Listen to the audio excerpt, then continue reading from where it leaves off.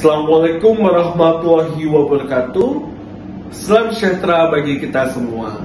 Saya Daryl Ridho Zuhrila, STMT, salah satu dosen dari Departemen Teknik Kimia Industri, Fakultas Vokasi Institut Teknologi 10 November, Surabaya. Izinkan saya untuk memaparkan salah satu mata kuliah yang saya ampuh, yaitu prinsip-prinsip teknik kimia dengan metode DIA, Delivery, Interaction, and Assessment. Video ini dibuat guna untuk memenuhi salah satu persyaratan dari sertifikasi dosen tahun 2022 sebagai pernyataan diri dosen dalam unjuk kerja Tridharma Perguruan Tinggi bidang pengajaran. Baiklah, saya akan memulai untuk memaparkan deskripsi dan informasi umum tentang mata kuliah prinsip-prinsip teknik kimia. Mata kuliah prinsip-prinsip teknik kimia dengan kode VK 194207 dengan bobot 4 SKS dengan koordinator Daryl Ridho Zuhrila. Prinsip-prinsip teknik kimia ini bentuk mata kuliahnya adalah tatap muka di kelas dengan nilai minimum lulus adalah C. Deskripsi mata kuliah prinsip-prinsip teknik kimia merupakan salah satu dari rumpun mata kuliah sistem proses. Mata kuliah ini bertujuan membangun kemampuan mahasiswa memahami dan menerapkan prinsip-prinsip dan teknik-teknik perhitungan yang digunakan di teknik kimia serta membangun keterampilan troubleshooting atau identifikasi persoalan teknik kimia dan problem solving. Mampu mengidentifikasi masalah, mengumpulkan data serta terampil memformulasikan neraca massa dan neraca panas, dan menyelesaikannya secara efektif dengan menggunakan metode-metode penyelesaian persoalan. Mahasiswa mampu juga menetapkan kebutuhan massa dan energi yang diperlukan oleh suatu proses secara komputasi. Metode pembelajaran dengan bobot 4 SKS yang terdiri dari 2 SKS teori dan 2 SKS studio. 2 SKS teori yang dimaksud adalah tatap muka 2 kali 50 menit, pembelajaran terstruktur 2 kali 60 menit, dan belajar mandiri 2 kali 60 menit. Sedangkan 2 SKS studio bernilai waktu 2 kali 170 menit dalam 1 minggu. Prinsip-prinsip teknik kimia yang saya ajarkan menggunakan prinsip DIA, yaitu Delivery, Interaction, and Assessment. Salah satu platform yang kita gunakan dalam ITS yaitu ITS Classroom. Dalam ITS Classroom, di situ juga ada beberapa platform yang bisa digunakan oleh mahasiswa dan dosen untuk bisa berinteraksi, untuk bisa melakukan assessment terkait mulai dari pemberian tugas, pemberian kuis, atau ada beberapa project base. Capaian pembelajaran lulusan yang dilibatkan pada prinsip-prinsip teknik kimia yang pertama yaitu adalah CPL kedua. Mampu bertanggung jawab dan memanfaatkan potensi yang dimiliki dengan menunjuk tinggi nilai norma dan etika. Selanjutnya, yaitu mampu bekerja secara mandiri dan tim secara efektif.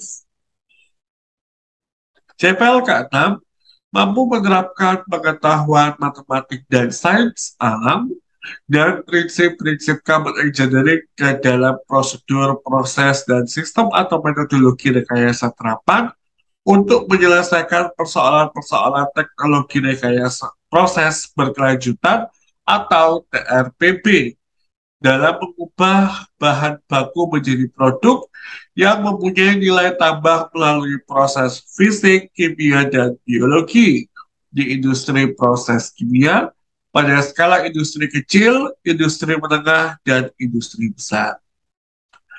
Mampu memilih dan menerapkan teknik, metode, dan sumber daya laboratorium, peralatan proses dan instrumen, serta menganalisis data dan menginterpretasi hasil berdasarkan SOP, standar operasional prosedur, dengan menggunakan teknologi informasi dan komunikasi.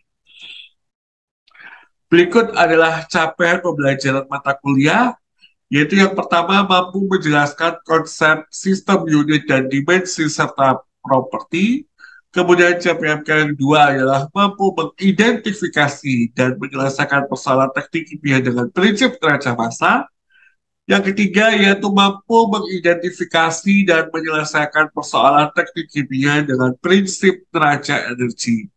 Yang keempat, mampu melakukan perhitungan neraca massa dan energi serta komputasi. Maaf, secara komputasi. Berikutnya adalah pokok bahasan kuliah dalam satu semester. Namun, prinsip-prinsip teknik kimia ini merupakan tim teaching, sehingga saya mendapatkan kebagian yaitu poin ke-6 hingga poin ke-9. Poin ke-6 yaitu konservasi energi dan neraca energi untuk proses-proses tanpa reaksi pada sistem unsteady state dan steady state tertutup dan terbuka. Perhitungan perubahan entalpi dan strategi penyelesaian persoalan neraca energi pada aplikasi sistem tertutup dan terbuka tanpa reaksi kimia. Neraca energi yang melibatkan reaksi kimia dan aplikasinya dalam proses yang melibatkan reaksi, perhitungan kebutuhan massa dan panas secara komputasi numerik. Berikutnya adalah rencana pembelajaran minggu pertama hingga minggu ke-16, yaitu yang pertama yaitu pengenalan konsep sistem dan dimensi, minggu kedua yaitu konsep mol dan pemilihan basis, minggu ketiga yaitu pengenalan neraca massa. Minggu pertama hingga minggu ketiga menggunakan metode pembelajaran student center learning. Untuk minggu keempat, yaitu neraca massa tanpa reaksi, neraca massa dengan reaksi untuk minggu kelima, minggu keenam yaitu neraca massa dengan multisistem, minggu ketujuh neraca massa dengan bantuan Goldstick dan solver, minggu ke-8 adalah gas ideal dan gas nyata. Mulai dari minggu keempat, minggu ke-8, yaitu menggunakan case study atau case method. Berikutnya yaitu rencana pembelajaran, yaitu minggu ke-9 hingga minggu ke-16. Minggu ke-9 yaitu pengenalan neraca energi, minggu ke-10 adalah tipe-tipe energi yang termasuk dalam neraca energi, kemudian yaitu minggu ke-11 adalah neraca energi tanpa reaksi. 9 hingga 10 yaitu menggunakan metode pembelajaran student center learning. Untuk minggu ke-12 yaitu neraca energi dengan reaksi, minggu ke-13 yaitu diagram humidifikasi dan penggunaannya, minggu ke-14 adalah panas larutan dan pencampuran. Mulai minggu ke-12 hingga minggu ke-14 menggunakan metode case study. Minggu ke-15 dan minggu ke-16 ada team based project, yaitu mahasiswa dituntut untuk bisa mensimulasikan neraca massa dan energi menggunakan aplikasi komputer. Berikutnya yaitu pustaka yang kita gunakan dalam mata kuliah prinsip-prinsip teknik kimia. Yang pertama yaitu adalah Smith-Vannes, yaitu Introduction to Chemical Engineering Thermodynamic, edisi ke-8 pada tahun 2017. Yang kedua yaitu adalah Basic Principle dan Calculation in Chemical Engineering, edisi ke-8, karangan dari David M. Himmelblau. Poin ketiga hingga poin kelima merupakan pustaka pendukung. Berikut adalah rencana asesmen dan evaluasi. Dalam satu semester, rencana asesmen dan evaluasi sudah kami paparkan pada awal perkuliahan, sehingga mahasiswa tahu mana evaluasi yang memiliki bobot terbesar. Pada rencana evaluasi yang pertama yaitu unit dan dimensi, kemudian ada neraca massa tanpa dan dengan reaksi, yaitu berupa kuis. Kemudian yang ketiga yaitu neraca massa multisistem menggunakan hasil proyek. Yang keempat yaitu neraca energi dengan dan tanpa reaksi, yaitu kuis. Dan terakhir yaitu menggunakan studi kasus, yaitu aplikasi unifikasi dan panas larutan. Di sini juga tertera distribusi pembebanan bobot untuk evaluasi dan asesmen. Berikutnya adalah video teaching terkait saya mengajar melalui daring, yaitu mata kuliah prinsip-prinsip teknik kimia. Baik, Assalamualaikum warahmatullahi wabarakatuh. Selamat pagi semuanya. Pagi, Kak. Baik, terima kasih saudara sudah menyempatkan waktu untuk hadir di perkuliahan saya. Hari ini kita akan meneruskan materi tentang prinsip-prinsip teknik kimia yang sebelumnya Anda sudah diajar oleh Bu Eva terkait tentang neraca massa. Sekarang saatnya kita belajar tentang neraca energi. Jadi prinsip teknik kimia itu ada dua topik besar, yaitu Anda mempelajari neraca massa, kemudian juga mempelajari neraca energi. Sekarang saatnya bagian saya untuk menjelaskan terkait neraca energi. Sebelumnya saya harap kalian bisa on cam semuanya, lalu kemudian nanti pada saat saya memaparkan tentang pengenalan neraca energi, bisa langsung bertanya, bisa langsung menanyakan atau mengkonfirmasi sesuatu terkait neraca energi. Baik, saya akan share screen terlebih dahulu tentang pengantar neraca energi. Apakah share screen saya sudah keluar? Sudah, Pak. Oke, sudah terlihat ya. Baik, kali ini kita membahas tentang pengantar neraca energi. Jadi sebenarnya kalau menurut hukum Lavoisier, dia mengatakan massa itu sesudah dan sebelum reaksi itu sama, tapi kita juga mengenal yang namanya hukum kekekalan energi. Nah, karena berdasarkan hukum kekekalan energi, maka ternyata dalam suatu proses di teknik kimia, energi antara masuk dan keluar itu dalam kondisi yang dikatakan steady state, dia harus seimbang atau sama. Makanya dia disebut sebagai neraca energi. Gitu ya. Sebelum kita masuk ke neraca energi, kita harus mengetahui beberapa satuan yang terkait di energi.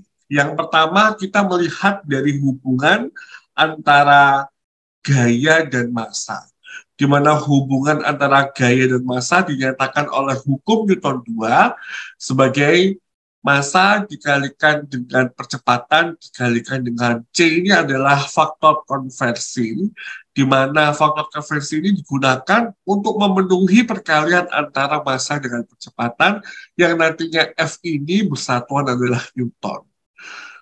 Untuk satuan standar internasional, maka gaya sebesar 1 Newton bila dikerjakan pada 1 kg massa menghasilkan percepatan 1 meter per sekon kuadrat. Maka 1 Newton ini akan bernilai sama dengan 1 kg dikali dengan 1 meter per sekon kuadrat, dikali dengan C. Sehingga faktor konversi untuk gaya, ya, C-nya sendiri adalah 1 Newton per kilogram dikali meter per sekon kuadrat. Ini adalah standar internasional. Tapi juga ada standar untuk satuan Inggris atau British, ya, di mana 1 pound mass, ya, ini bacanya adalah pound mass. Massa yang jatuh bebas karena mengalami gaya tarik bumi yang besarnya diberi 1 nilai pound force. Ini adalah pound force, sedangkan percepatan gravitasi bumi adalah sebesar gravitasi dengan satuan feet per sekon kuadrat. Sehingga 1 pound force ini sendiri bernilai 1 pound mass dikali dengan sejumlah gravitasi, ya, feet per sekon kuadrat dikalikan dengan C itu sendiri. C itu adalah 1 pound force dibagi dengan 1 pound mass dikali gravitasi feet per sekon kuadrat. Nah, karena antara satu titik dengan titik yang lain di bumi ini memiliki gravitasi yang berbeda-beda, katakanlah begitu, ya, sehingga di sini ada kesepakatan, maka yuk kita menggunakan faktor gravitasi, atau namanya di sini adalah GC, ya. GC di sini sebesar 32,174. Jadi nanti kalau misalkan ada pertanyaan, apa yang dimaksud dengan 32,174 GC? Jadi latar belakangnya adalah antara gravitasi yang ada di Pulau Jawa, ya, di Eropa sana, di India, di Amerika, secara perhitungan itu berbeda-beda. Nah, karena kita belajar ilmu pengetahuan harus memiliki standar, sehingga nantinya kita harus memiliki gravitasi yang diakui oleh seluruh negara. Nah, gravitasi rata-rata itulah yang kita ambil, yaitu sebesar 32,174. Hitungan 32,174 ini sering akan Anda temui, begitu ya, di beberapa satuan pada saat nanti di mata kuliah berikutnya, termodinamika, kemudian ada mekanika fluida, dan lain sebagainya. Baik, nah, ini adalah bentuk-bentuk energi. Oke, energi di sini adalah suatu kemampuan untuk melakukan kerja atau suatu besaran yang dapat lewat atau berada di dalam benda. Saya sebelum melanjutkan, saya kepingin tanya. Kalau Anda melihat di sini, energi kinetik, energi potensial, ada energi dalam, entalpi, panas, dan kerja. Kira-kira energi mana saja sih yang disertai oleh massa? Kira-kira, ayo coba siapa yang mau bisa menjawab. Kira-kira energi yang disertai oleh massa yang mana? Silakan, Baskoro. Iya, Pak. Apakah saya dengar ya, Pak? Suara saya. Sudah dengar. Silakan. Ya, jadi untuk energi massa itu yang 3 poin pertama, Pak. Energi kinetik, potensial, dan energi dalam. Oke, baik. Itu pendapat dari Baskoro, dia mengatakan energi yang melibatkan massa yaitu ada energi kinetik, potensial, dalam.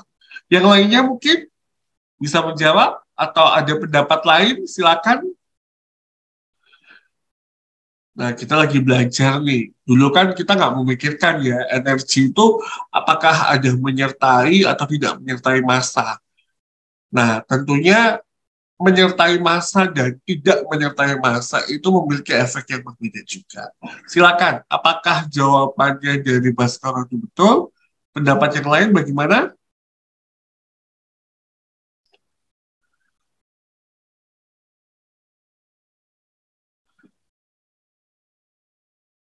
Bulan, silakan. Mungkin menurut saya tadi yang disebutkan Baskoro kurang satu, Pak, yaitu entalpi itu termasuk energi yang menyertai massa. Oh, baik. Selain itu, yang panas dan kerja energi yang tidak menyertai massa. Oke. Terima kasih Bula, terima kasih Mas Koro. Yuk kita lihat ya, jadi ini adalah energi yang nantinya banyak terlibat dalam kerajaan energi. Kita lihat sekarang. Nah, ternyata di sini ada energi-energi yang menyertai massa, yaitu meliputi energi kinetik, energi potensial, energi dalam, dan tentunya juga entalpi. Sedangkan panas dan kerja ini merupakan energi yang tidak menyertai massa. Begitu. Seperti ada, kalau ingat, dulu ada pada saat kita belajar tentang energi kinetik, rumusnya kan setengah M V kuadrat, ya kan? M itu sendiri merupakan massa, ya. Kemudian kalau energi potensial juga M dikali dengan gravitasi dikali dengan ketinggian, itu juga menyertai massa. Nah, sekarang kita saatnya untuk belajari masing-masingnya. Energi kinetik, energi yang berkaitan dengan massa yang melaju dengan kecepatan tertentu. Jadi kalau kita membahas kinetik, apakah benda itu bergerak? Kalau bergerak, pastikan bahwa dia memiliki energi kinetik. Pastikan bahwa dia memiliki kecepatan tertentu. Pasti akhirnya dia memiliki besarnya energi kinetik. Energi kinetik itu adalah setengah mv kuadrat, di mana v ini adalah rate kecepatan, gitu ya. Saya punya contoh soal. Ada air yang dipompa, begitu ya, dari tangki storage melalui pipa sebesar 3 cm untuk diameter dalamnya dengan kecepatan 0,001 meter kubik per second. Berapakah energi kinetik spesifik pada air tersebut yang melewati pipa? Jadi ini sudah ada sketsanya nih ceritanya ya. Jadi di sini ada tangki storage, ini ada pompa, kemudian di sini ada pipa yang inside diameternya itu sebesar 3 cm dan kecepatannya adalah 0,01 meter kubik per second. Silakan dihitung-hitung terlebih dahulu, saya beri waktu 5 detik deh buat dipikir. 5 detik. Gampang kan, ini tinggal dimasukin saja begitu ya. Kalau ada kata-kata spesifik begitu, nanti jawabannya adalah dengan satuan energi dibagi dengan massa. Ya, spesifik itu tandanya adalah dibagi dengan satuan massa. Kira-kira seperti itu. Jadi massanya ini dihilangkan terlebih dahulu. Jadi kalau ada meter kubik per second, ini kan debit ya, debit. Kemudian di sini ada apa namanya, jari-jari. Oh maaf, diameter. Nah, kalau ada debit, ada diameter, harus bisa dicari velocity-nya. Velocity-nya ya, berarti Anda bisa membagi dari debit ini dibagi dengan luas penampang. Luas penampang pipa. Luas penampang pipa itu bentuknya apa kira-kira?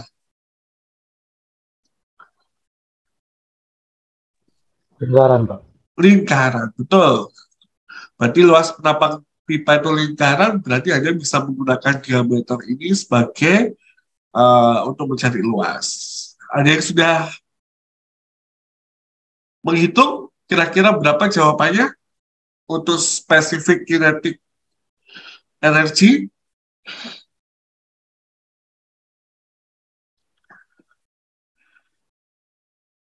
Silakan. Baskoro silakan.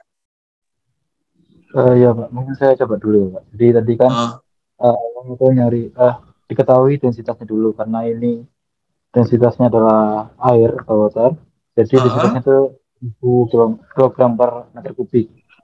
Dan untuk Betul. velocity-nya tadi kan debit dibagi sama luas penampangnya. Yang mana luas penampangnya itu adalah lingkaran. Jadi lingkaran itu dicari jari-jarinya dulu airnya. Nah, yang diketahui kan di sini 3 cm itu diameternya. Jadi untuk jari-jarinya itu 1,5. Oh Dan ya, untuk velocity itu didapetin 1,415 meter per second. oke. Setelah itu dicari spesifik kinetic energinya, Heeh, didapetin pakai rumus ini 1, ya. iya benar. Heeh, ketemu Yang berapa? setengah cm kuadrat dapat 1 joule per kilogram.